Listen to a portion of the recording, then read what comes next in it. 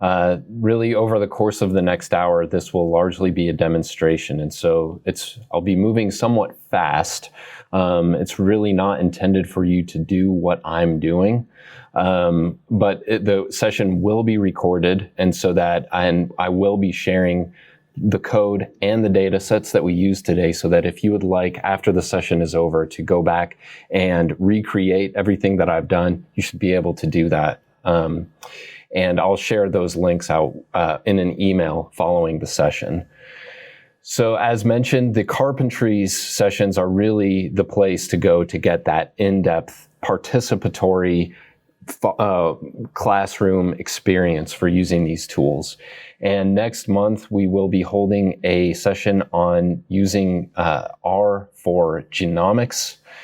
Even if you aren't in genomics, there still might be some useful information here. So I would encourage you to consider registering, or at least looking through the syllabus, and I'll put the link to that into the chat.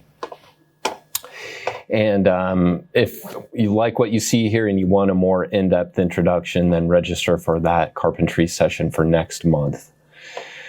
Throughout the session today, if you have any questions, please feel free to unmute yourself and ask. You don't need to wait for me to ask, although I will be checking in throughout the session. But I don't mind being interrupted, so go ahead and unmute if you run into something that you have a question about, or if you don't feel comfortable speaking, you can put your questions into the chat and I will address them there. I will be using two different data sets during the session today. During the first part, for probably the next 5 to 10 minutes, I'm going to revisit the weather data that Kay introduced last session. If you weren't available for the last session, this is data that has been transcribed from a notebook into an Excel spreadsheet. And so I'm going to talk about how we used R to clean this up and put it into a tidy data format in which one can actually run analysis and start to look at some of this data. As Kay discussed, this is not in a tidy format now for a variety of reasons. One being that there's all of this preliminary data at the top, which can interfere. A program like R really reads columns, and so as one of the tidy data principles states, data should be in a column. And so all of this data here needs to be removed. This can be done programmatically using R. And there are a few other things that can be improved with the data set as well. For example, there are two headers. We notice that there are no date time formats inside this box of data itself. The date is kept up in the preliminary information, like the month and the year and the location as well. And so I'll take you through a process of pulling all of that data into the data set and then going off from there. Most of the class, though, is really going to be spent looking at some crop yields data, and that's where I'll really illustrate some of the power of R to pull together multiple data sets and also demonstrate some of the really useful functions built into R and RStudio to enable that. So for now, I'm going to move over into the weather data. All right. As Kay introduced last session, this is the RStudio environment. I have created what is called a project in R. And I strongly suggest as you move forward into adopting R into work, you use projects. And the reason for that is because all of the data in this specific project is kept in a single directory called ARS weather data. All right, and what this R project does is it allows us to access any of the directories within this main directory without having to specify that it's actually in my downloads folder or on my personal machine. And the reason that that is helpful is that I can share my R project as well as all of the associated data and code to another person who can then open up that R project file and take my raw data that's in this messy format, which I keep in my data raw folder, all of these Excel files, and they can then run this code that I have written and go through step by step what transformations I have applied to that data set. And that's really important to facilitate reproducibility. It's helpful if you need people to review your code to ensure that you haven't made mistakes. And it's something that really is not possible if you are just relying on spreadsheet software when you make changes and those changes are not necessarily tracked, right? So that's one of the main powers of R. Another power is these libraries, all right? And as Kay discussed, R out of the box, what's called base R, is extremely powerful, but where R gets a lot more of its power is that because it's open source, developers have been creating packages, or also called libraries of functions, and which serve as sort of add-ons to the software. So that even though R was developed in 1995, its user base has been growing dramatically, especially in the last few years. And that is a reflection of the fact that these packages really add on to what we can do with R. So the packages that we're going to be reviewing today are really intended for data cleaning, but there's all kinds of other packages. There's packages in, for example, genomics research, which will be the subject of carpentries, in agriculture, in earth sciences, in statistics, in education, in multiple other fields that are where developers have created specialized functions in order to do certain specified tasks. So throughout the session today, I'm going to be using that word function. And when I say function in R, it really refers to some script that some developer has written in order to do something that is packaged into a nice, neat function. So an example of that in R is sum, a very simple example. If I take the sum of 2 and 4, I'm calling the function sum, and I'm adding into it these arguments, 2 and 4. And in the background, sum is obviously taking the sum of 2 plus 4.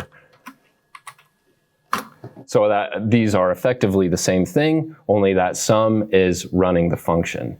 So throughout our session today, we're going to be running some increasingly sophisticated functions to do certain things with our data. Whenever you hear me say that word, that's what I'm talking about. In the RStudio environment, if we look at this packages tab, we can see all of the packages that have been installed in this particular machine. And so whenever we go into a particular package, for example, read Excel, which we're about to use right now, we can see that there are a number of functions within the read Excel package. Read Excel is written, as you may expect, to read Excel files and import them into our RStudio environment so that we can then start working with those. All right, so the first thing you do after you've installed your packages, which you can do on the Packages tab by clicking Install, is you want to call Library on those packages. And what that does is it will load all of those functions into your current environment to then allow you to use those functions. All right, now that was a lot of information. Does anyone have any questions? Okay. As I mentioned, I'm going to run through this fairly fast because it gets fairly detailed, and I don't think that it's as good of an illustration of the power of R as this crop yields data set, but it's a great starting point. And it will show you how incredibly powerful it is. So we take these various weather data sets. All of them are, fortunately for us, structured essentially the same because they're pulled from a spreadsheet. So all of this data exists in more or less the same cells, right? So when we pull one of those files into our R platform, let's see. Oh, I have a file open, so it's throwing an error here.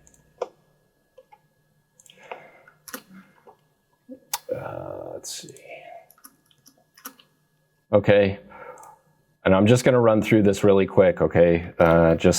So don't get intimidated if by what I'm doing. Just listen to my point. So you can see now that what we've done is pull this spreadsheet into R, and it looks exactly like we would expect from the Excel spreadsheet, right? With each one of these data points in a cell, month of January, and then we get down here to the actual data itself, the good stuff. Right, whatever's in this box is our data set. And we can see, as we would expect from the Excel spreadsheet, we've got our header data in rows 28 and 29.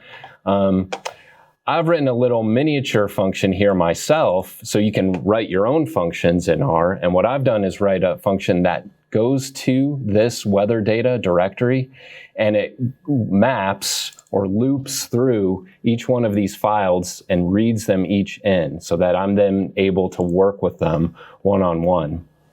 Running through this very quickly now, I write some functions here that identify where the date and the temperature variables are. Remember that date and temperature are the first two headers on our header row, and maximum and minimum are our first two headers on the second row of headers. So I write a little mini function to identify what rows those are so that I can then construct a header. And when I compare those, let's see. I can see now I've pulled those together so that I can then start to construct one single header. That's, again, one of the principles of tidy data, is you don't want two headers, because if you have a header in the second row, that's actually going to be read as data. So then I take these variables and I construct my own custom header row. And then this is then what will serve to be my headers in the data subset. And I do something very similar to the rest of the data, where I identify where the data begins by taking the header 2 plus 1, so that's our first row of data, and where the data ends, which is to take this value here, this 1, and go one row up, so row 60. So I'm doing all of this programmatically, and then I take a data subset by grabbing between the data beginning and the data ending. And so far, what I'm doing is I'm doing that for each individual data set one by one. I'm also applying the headers that I created as the names to this newly created data set. All right, so I've got it one by one, each one of these data subsets for each one of my spreadsheets, and I've got the names that I've applied. And I'm confident, having reviewed this data, that these are indeed the names for each one of these columns. It's always something you need to be aware of, is how standardized are my raw data files. All right, and then, again, I don't want to bog you down in here because my other part of my lesson will go into a lot more detail as to kind of what's going on. But I can also create a date and time variable that pulls in from the top part of that data set, that January and the 1940, or whatever the year is. Remember up here. So I'm basically indexing to that. I'm taking the month, I'm indexing to the year, and then I can also index through to the time where they measured the precipitation, when it began and when it ended. And I can pull all of that into a single value. And I'll show you what this looks like. And then I can bind all 6 of those data sets together into one, which I've done here. And so we have a nice, neat, tidy data set where we've got now we've got 186 rows, we've got 24 variables, and we can see max temp, min temp, and if we go all the way to the right, whenever times were provided for the precipitation, we've got those beginning times and end times, and then we can start to actually do some interesting things with that. as an illustration, in the fourth session today, Kay will be talking about plotting. So I'm not going to get into too much of that now. But if we have our dates and times all in one column, we can start to look at some comparisons. So we could see, for instance, snowfall in inches in January 1930, 1935, and 1940, and we can begin to do some analysis. Right? So that's kind of the end goal, is to take us from these messy, unworkable spreadsheets and move them programmatically into one single tidy data file. And as long as all of these spreadsheets are structured the same way, then these set of functions that I've written can loop through as many as possible and give us one huge, nice, tidy, clean data set. So are there any questions about that? I'm going to move on to my crop yields data set, but does anyone have any questions? Or Phil, is there anything that you'd like to add to that I may have not covered? Hi, this might be redundant, but this would work for no matter how long the sheet is, right? As long as you specify the endpoint and the start point. That's right. So the way that I specified the start point and end point is through an evaluation. Well, let me go up to the part of the script where I evaluated the end. So I said take which. That's a function that looks at which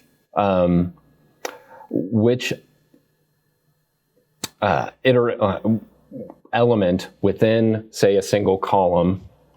And I use this function str_detect that will evaluate that row, and it will say find true or false in that row anywhere that there is a 1 star. And so if you see in all of these files, this isn't the one, this one here. If in all of these files after the last day of the month, there's a 1 star. So it's looking through this first column, it's detecting that 1 star, and it's saying, get that value, that element, and subtract 1, because that will be the end of the data set. Smart. So it's like you construct almost like a stop code within the spreadsheet, and then you tell okay. Right. Thank you. And go ahead, Doug. I was just going to say, just by default, it will read all the way down till the data ends. Mm-hmm. So you don't have to specify a stop point. It will read all the way down till you have no more data. But in this case, it's a messy data set, which means that we've got stuff hanging on at the end of the file that's not actually the data we're interested in. And so Clark was using a way to determine where does the data we're interested in, where does that data set end? And so that's why he's using this particular encoding for it. Thank you, guys. That does help me because I have the same kind of messy data. So this is helpful. So I appreciate it. Sorry, Clark, but just to say, if you have really messy data and you collected it and you put it in that form, don't feel bad. I was recently going back to some old files from when I was in grad school, and I was looking at it going, how did I ever analyze this? Because it was very, very messy, just like, the example that we have here. So don't feel bad about that. And that's part of why we're trying to make people aware of these tools to help in situations like that. Obviously, it's always better if you can organize your data set in a way, in advance, but sometimes we are recipients of data that we haven't collected, or sometimes, we've collected data before we realize there are better ways of organizing it. So anyway. So just to reinforce the concept, str_detect returns a true or false. So this is our vector ABC. So str_detect evaluates ABC, and I tell it, give me all those values where C is true. And when I wrap that in which, I get a numeric index. So that's on the back end of how that's working. And there's a question, can we use R to read from different sheets of one Excel file? The answer is yes. In the read Excel package, there are functions where you can specify Excel sheets. And we're not illustrating that here, but that's, you want to look for the documentation in read Excel if you download this package. Great question. And of course, you can use R to read all kinds of data files, not just from Excel, but you can read SPSS, you can read XML, you can read JSON, you can read a huge variety of different data types. And I do pretty much all of my data cleaning I pull into an R session. Okay, now I'm really excited to show you this crop yields example. I think it's gonna be really interesting and exciting. So what I'm going to do here is I'm going to create start from scratch. All right. This is data from the our world in data. So what I'm going to do to start off with is I'm going to load in my packages, tidyverse. I'm going to load in janitor, which will help us do some tidying of column names, and I'm going to load in here, which will help us work with paths to our data files. Now, if you are following along from home and this is something that you're interested in, I'm going to go ahead and put the command to read the data file that I'm working with into the chat. So this is for you advanced users out there.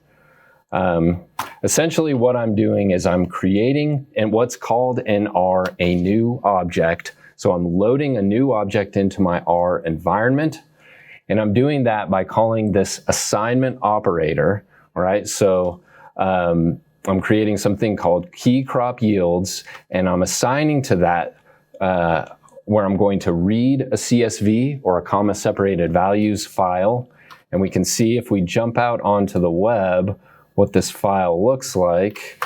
It's just a bunch of numbers, right, with a heading. So I'm going to jump out onto the web and read this CSV in. And now when I click on it in my session, I can see this nice data file, right? Read CSV will work if you're reading in data from your own computer, but you can also, as we just saw, feed in a URL. Now let's say I want to, actually, I meant to create a new project, so I'm going to go ahead and do that. Let me copy all this. So I'm going to create a new project here in a new directory, and let's just put it on the desktop, and I'll call it my crop yields. All right, and now I'm going to do a new script and paste that back in. Now, something you may have noticed is whenever I run something in my script pane, it is printed out onto this console. All right, you can type code into the console directly, but it's more helpful if you script it out in the script pane if it's something that you intend on keeping. All right. What I'm going to do is build out a little directory structure for myself. Okay, so I created this new folder, my crop yields, has nothing in it.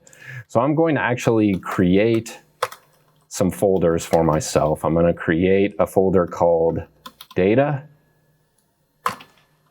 I'm going to create, within that data folder, I'm going to create a folder called raw. And I'm going to create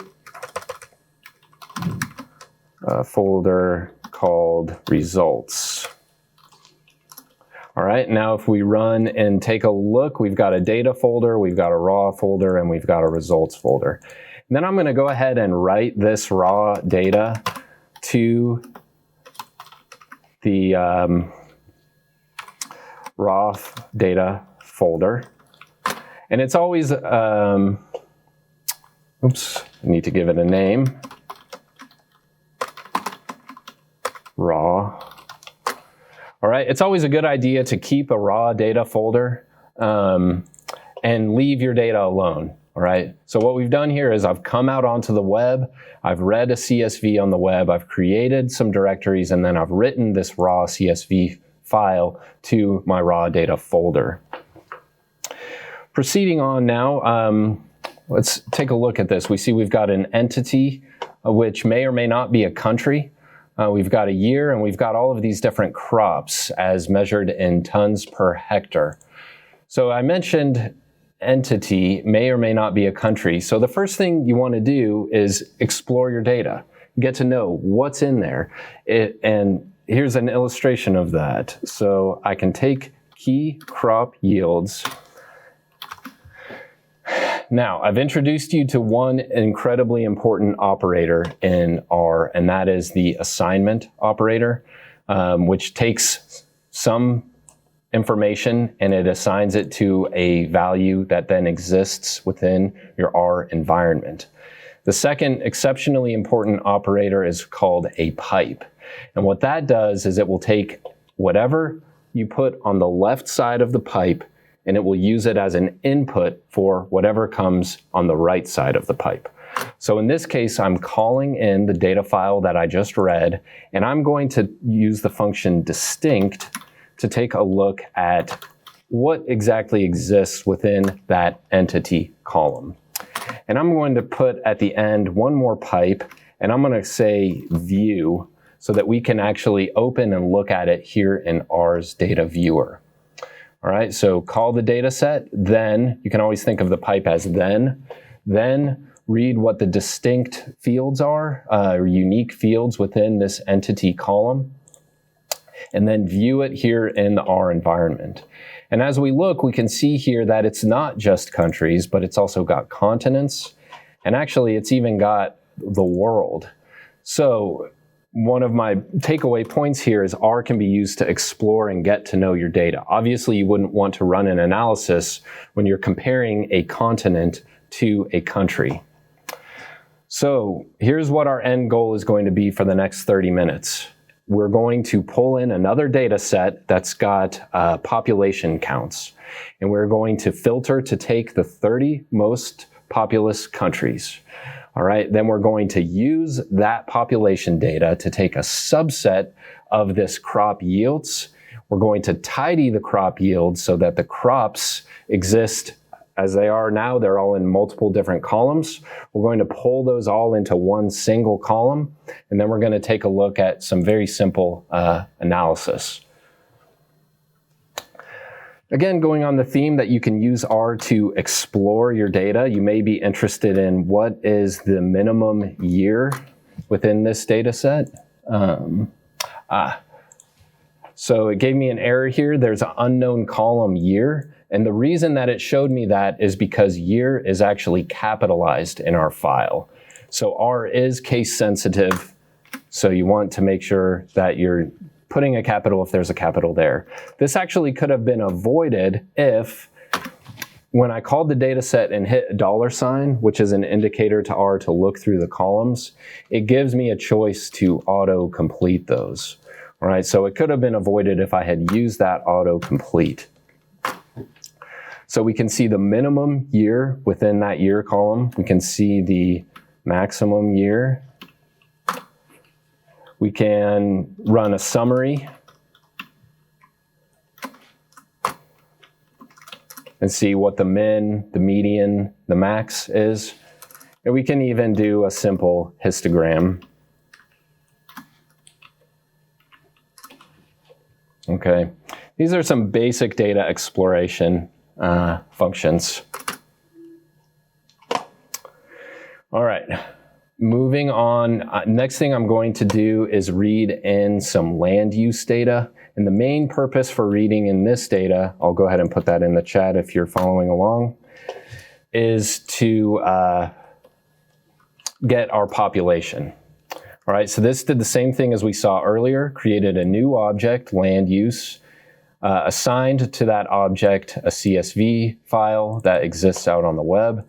And we take a look at this one, and we can see it's got some, the main data that we're interested in is total population, right? And I'm gonna take this, I'm gonna get population for each country in 2019, and then I'm going to pull out the 30 highest, most populated countries.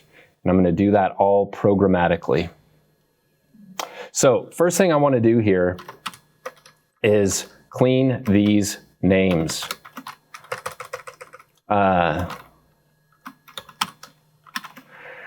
You'll notice in the column names, we've got a lot of parentheses and a lot of spaces, and that can be kind of a hindrance. So I've gotten in the habit of almost any time I read a data file in to using the clean names function from the janitor package. If you're already an R user and you're not familiar with this can save you a ton of time. So what it will do is any special character that exists in the data, even if there are multiple special characters in a row, it will replace it with an underscore, and it will put the entire column name to lowercase, and it's really just a time saver, and it makes working with data a lot easier. So I've done that. I've basically overwritten the first object. So I've called it again. I've called it, and then I pull in the land use data that was read in from the CSV, and then I cleaned names on it. So it replaced it with my nice new clean names. Now, first thing we want to do here with the land use is we want to get rid of anything that's not a country. In this data as well, it's got continents. Here, a little shortcut here. Within the R's data viewer, you can click on filter and you can type words in.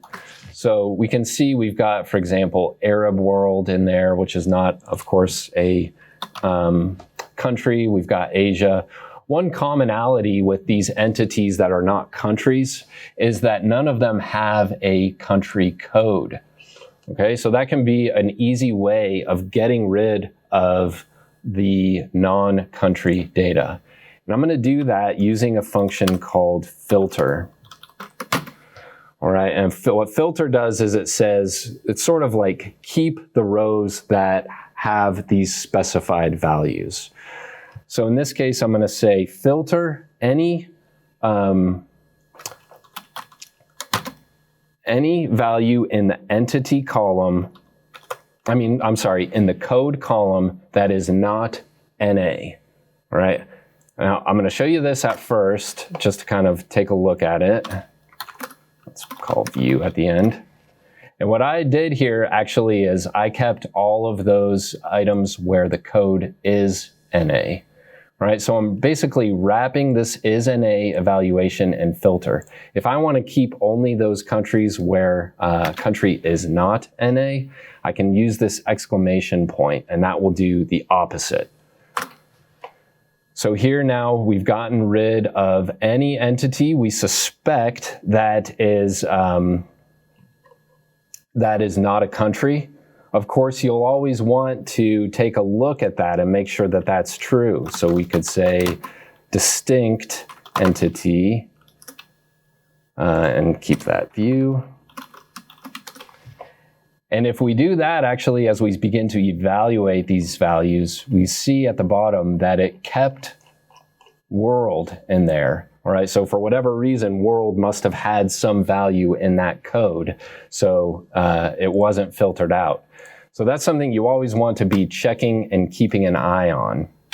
In this case, I'm going to specify in my filter function that I want to get rid of any country where the entity is equivalent to world. I'm going to do that by saying keep any item, and you can see I separate this with a comma here. Keep any item where the entity is not equal to world. So let's just keep it so that we can take a look at it real quick. So this is where any entity is equal to world. Let me get rid of this distinct. Don't need that anymore. All right, and we see world does have a code in there, and that's why it kept it. So getting rid of world, and that's looking better. All right. Now, as I mentioned, what we want to do is we want to get every country's population in the most recent year that they exist. So the way to do that is we will group them together. So we're going to group by entity. And now any analysis that we do is going to be within each entity group or within each country group. So we're going to say within each group, keep or filter only those where the year is equivalent to the max year. And then we will ungroup and take a look. All right, so that looks good. As we look down here, we see that 2019 seems to be the highest year for all of these, so that lets us know that our data set must be pretty good. Then, as I mentioned, our objective here is to get the top 30 most populous countries. The way that we do that is we use a function called slice. Now, what slice does is it allows us to specify like a row that we want to keep. So, for instance, if I kept sliced row 1, I would get only that item in the first row, or I could say slice, I don't know, 100 and get the 100th row, Isle of Man. Here, I'm actually going to add something onto slice to say slice max, and I want to keep, as I mentioned, only those items with the top 30 population. Slice max does it all in one. All right, it will take the total population. If I just leave it like this, then it will give us the country in 2019 that had the highest population, obviously China. But I can specify an argument to slice max to say, take the top 30 most. And here we go, our top 30 most populous countries, sorted in descending order by population, according to 2019 data, and it's as we would expect, knowing our populations. And our objective throughout this entire thing has then been to give ourselves that set of countries that we can then use to filter our crop yields, so that our crop yields data represents only the 30 most populous nations. So the last step in this is I'm going to use a function called pull, and that will create what's called in R a vector, which is, in other words, sort of like a column. It's just a list of elements of the 30 most populous nations. And so far, I've just been viewing all of this in my viewing pane in my console over here. So I need to actually assign this to a value. So I'm going to assign it to something called top countries. And now what's going to happen when I run this is I'm going to get a new element that appears within my R environment called top countries. And so now if I call top countries, I see those listed here. All right, so that's that step. I'm gonna now move on to some cleaning of our crop yields. Any questions about what I did just there?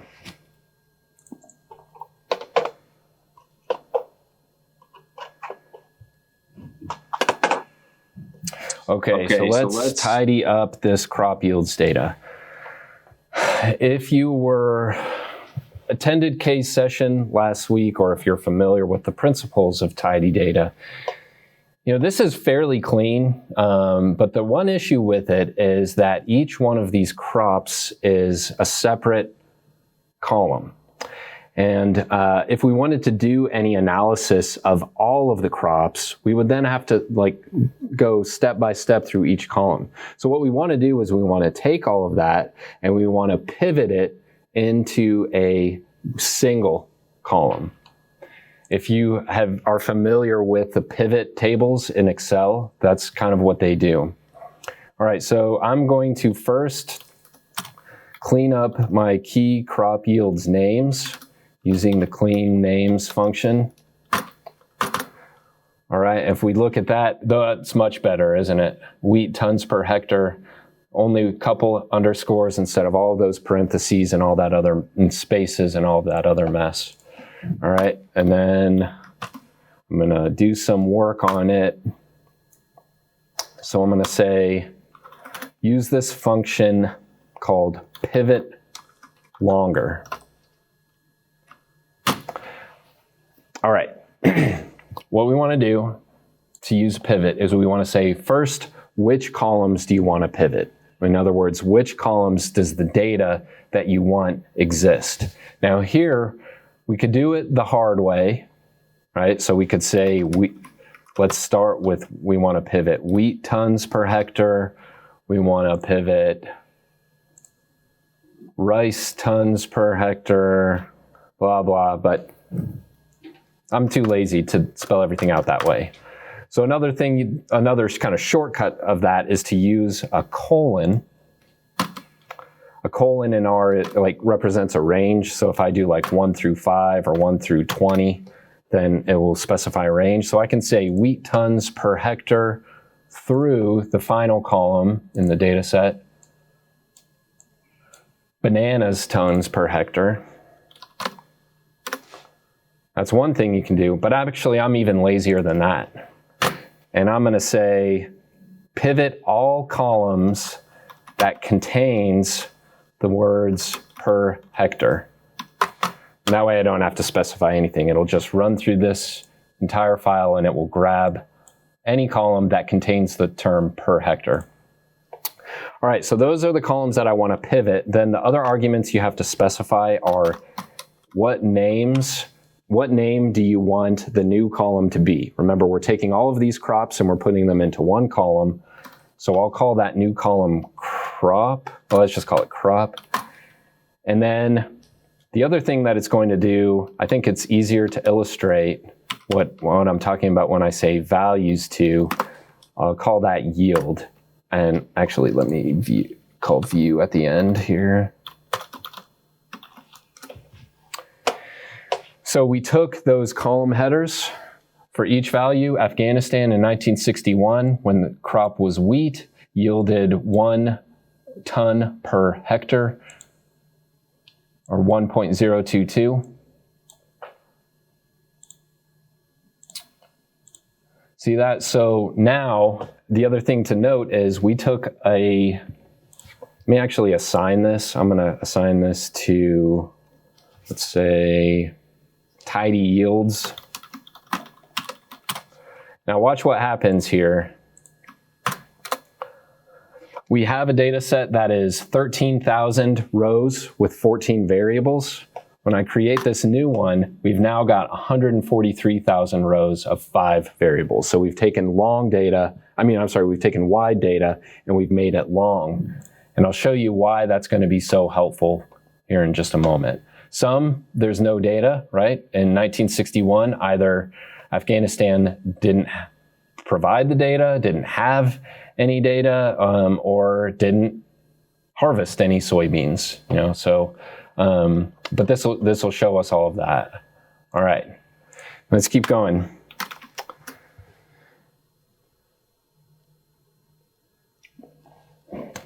Looking at this tidy yields.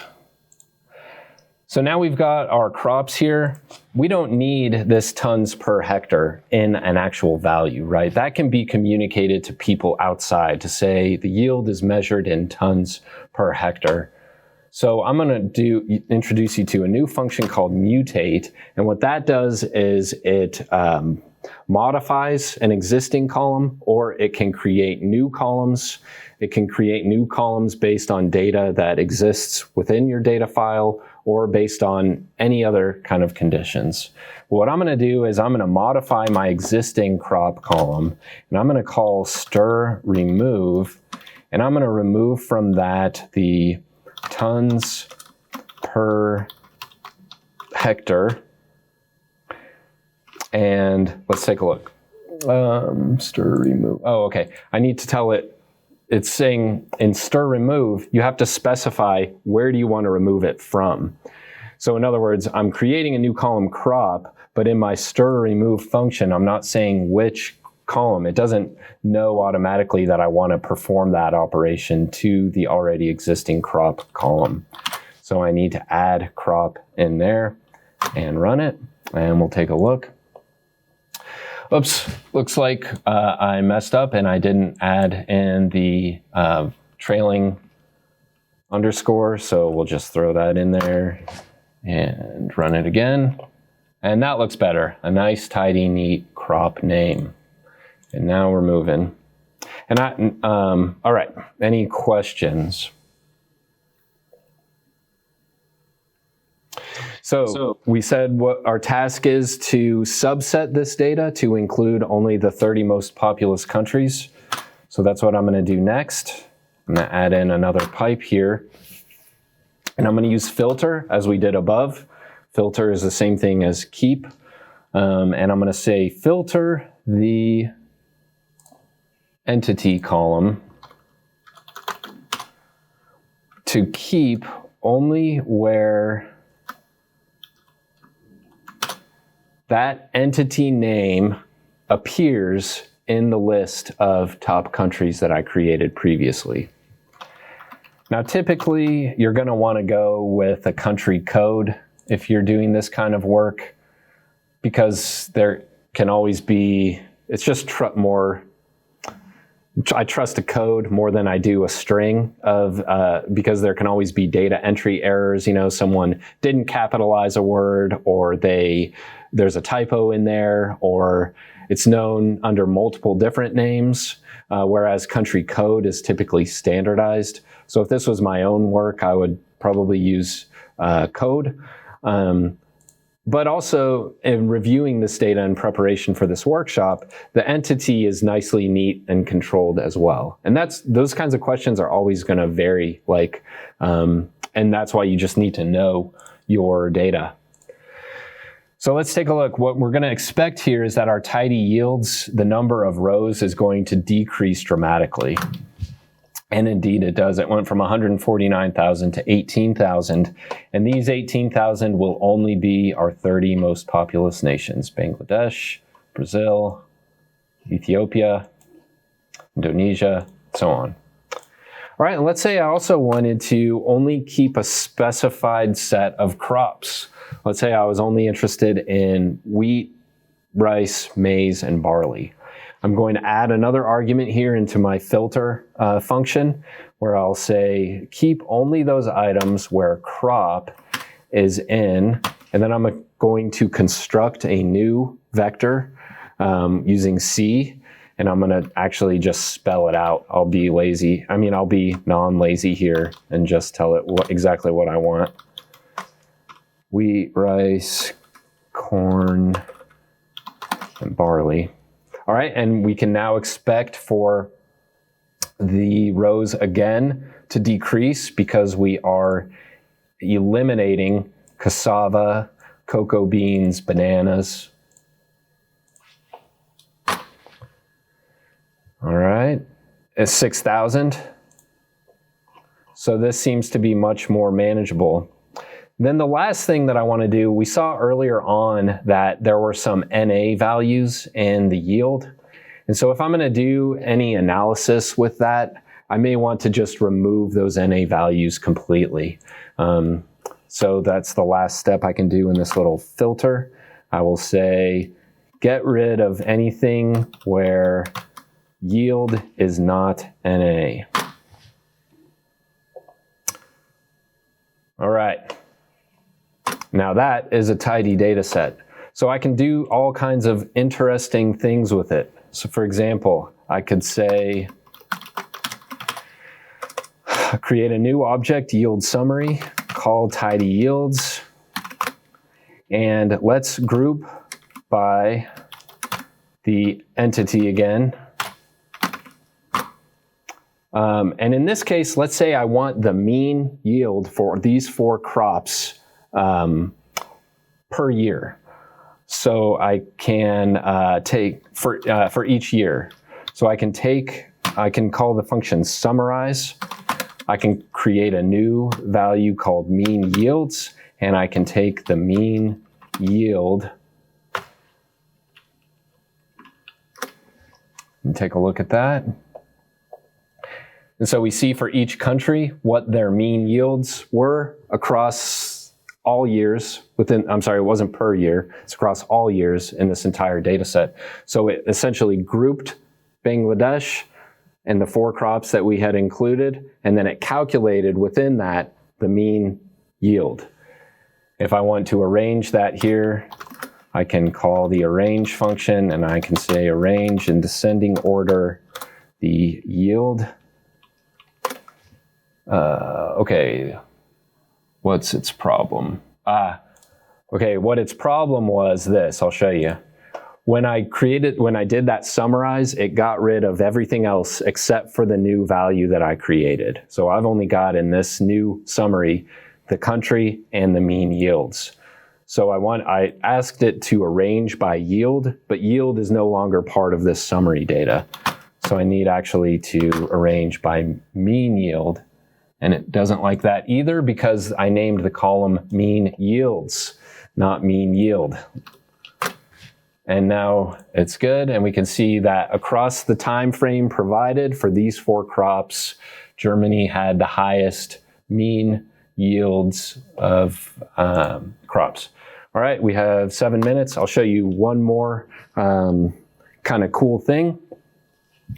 Let's say we wanted to see what each country's best year was for each crop. So I'm going to do a new object. We'll call it crop yield summary. Call tidy yields.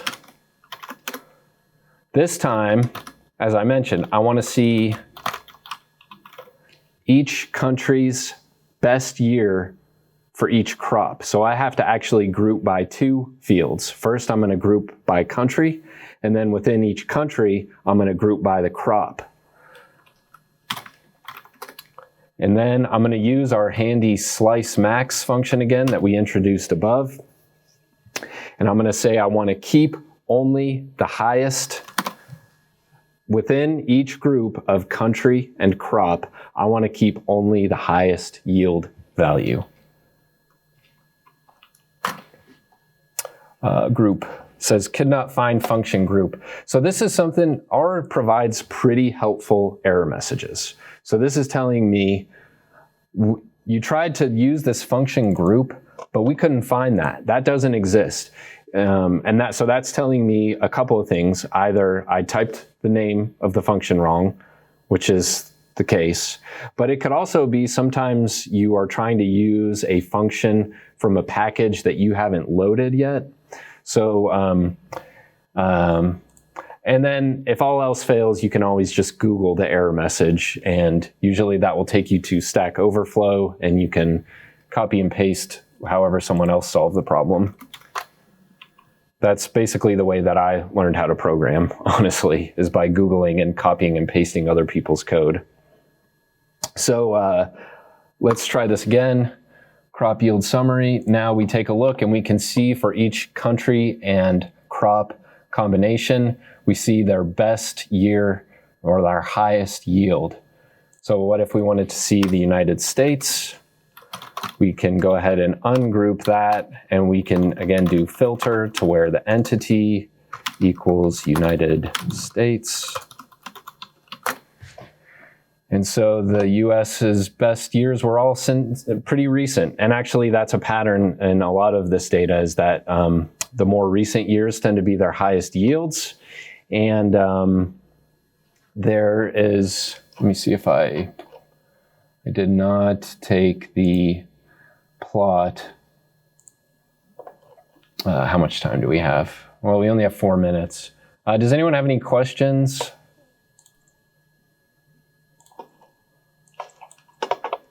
Well, I'm going to pull something up. Questions, anything? Oh, I noticed a conversation. All right. Yeah. So I'm just going to copy and paste some code in here. Kay might cover this in the visualization. But as I mentioned, more recent years tend to be higher yields, and that's because yields have been growing across time. So by tidying our data and putting all of that crop data into a single column, that allows us to do this kind of comparative analysis and makes things a lot simpler and straightforward. So I have made all of this code available. We'll email it to you separately, but if you want to take a look now, I'll put it in the chat. This is the URL to the crop yields data, and Phil, is it okay if I share the ARDS weather data? Okay. So here's the ARS weather data. If you want to take a look, you can, if you're a GitHub user, you can feel free to fork that repository and make your own changes and recommendations.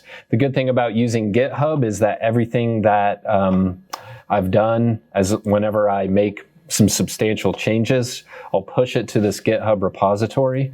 So for example, we can see the history, and I've modified this code file several times. So I can always go back and look at earlier versions of my code, which is super helpful if you do something that completely breaks your code and you have no idea what it was. You can revert back to an earlier version. RStudio does have a history. So if we scroll up here, we can see, the very first things that I did within this session, but this goes away. So it's not a reliable way of keeping your history. And I think that's it. Thank you, Clark. I think you demonstrated a lot of the capabilities that we have here in R, and obviously Clark had to go through it fairly quickly. And so we hope that this gives you some idea of how you can use R to manipulate data sets and transform them into a form that can be useful to you, depending on what type of analysis you're trying to do. And there's a question in the chat. On, is there a way to force R to save every 30 minutes? Not that I know of. I wish, because I've lost so much code due to sloppy program closing and computers crashing and stuff. Do you know of anything, Phil? Well, RStudio actually does have a built-in kind of, it's not auto-save, but it caches things. So sometimes it depends on how badly RStudio crashes, but if it has closed nicely and you had unsaved changes, often it has it cached somewhere. And when you reopen the project, it'll actually pop up again. And where you have the untitled, you said on your screen there, where it says untitled and it's in red, that is an indication to you that you have unsaved changes. And so that's one thing, is that before you close it, check to see if you have any files that you haven't saved. But if it does end up crashing, I would say not 9 times out of 10, but maybe 7 or 8 times out of 10. When I open it back up, it does actually have at least some of those changes cached. Yeah. I mean, if it gets locked up because I'm using a data set that's too large and the computer just crashes, well, then it probably hasn't had time to cache it. But as far as forcing it to actually save every 30 minutes or so, no. But it's a good habit anyway to get into, to just save. And what you can do is to set some things like, you can see towards the top of the screen there's that little checkbox for source on save. You can do some things like that, where every time you run the whole file, it will automatically save the file. And so there are some ways that you can kind of build some automatic saving in there. Anyway. There we go. Any other questions?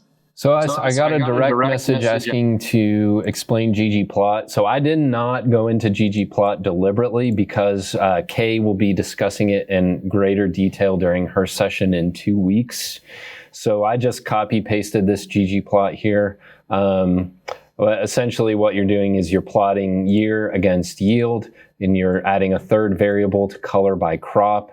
And then the rest of this is really just formatting, where you're specifying that you want it to be a line plot. You're giving the size and the thickness of that line. There's no points on here that I'm aware of. Oh yeah, it also layer of points. So in addition to the line, it will create a point at each data point. So that's, Kay will discuss this. And then it does a faceting by the entity. So that will separate the plot out into each unique entity and the number of columns within the facet. So there's obviously 5 columns here. And then this discusses the guide, kind of helps you control the axes and then specify what you would like the labels to be. So that was a 30-second review, but if you're able to come in a couple of weeks, Kay will give you the 1-hour version of that. All right, well, thanks very much. If any of you have any questions, please let us know.